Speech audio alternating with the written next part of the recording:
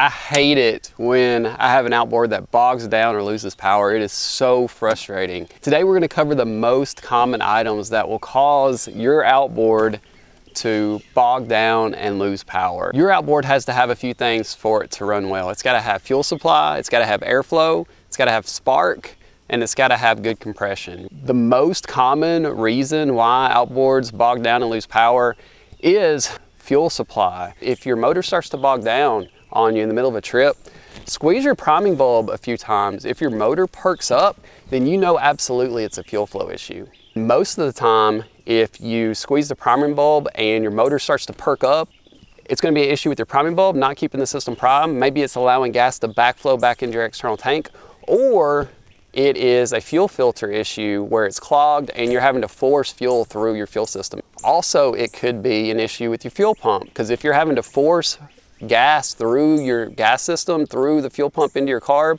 then that could be pointing to your fuel pump not operating correctly.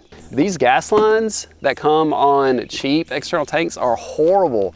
They're going to start to degrade. That means that the rubber in these hoses are going to end up in your fuel filter.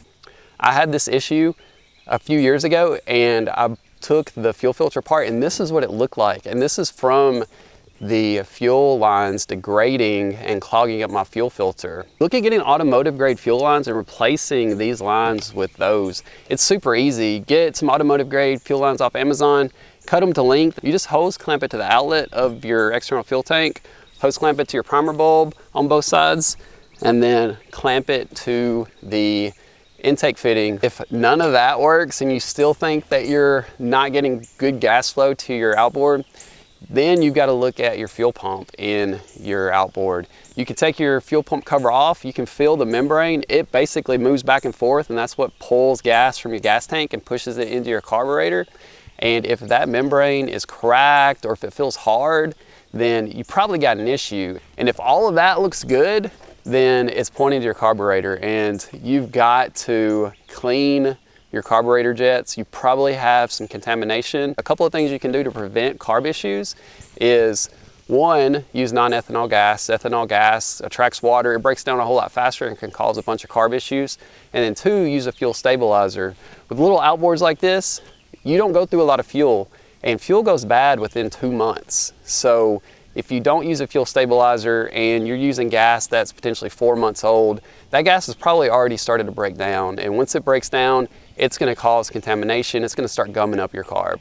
From an airflow perspective, on the carburetor, there's a box called a silencer. It has a mesh screen on the air intake side, and sometimes that can get clogged up.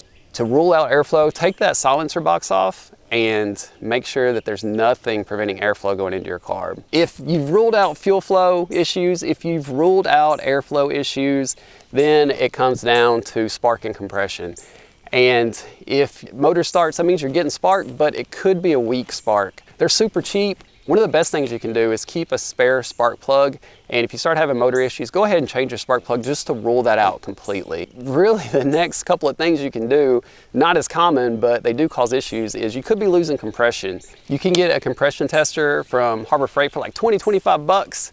If all of that looks good, maybe it's a thermostat issue. I had one outboard where I was getting up and I'd go full throttle. It was just bogging down, and what happened was my thermostat was bad. Your engine's running too hot and it starts cutting out on you. Your thermostat could be staying closed, not allowing enough cooling water in to cool it off. So if everything else fails, look at your thermostat, as it can cause a lot of problems. I appreciate the view. Get out there on the water, enjoy it. Have a good one. Thank you.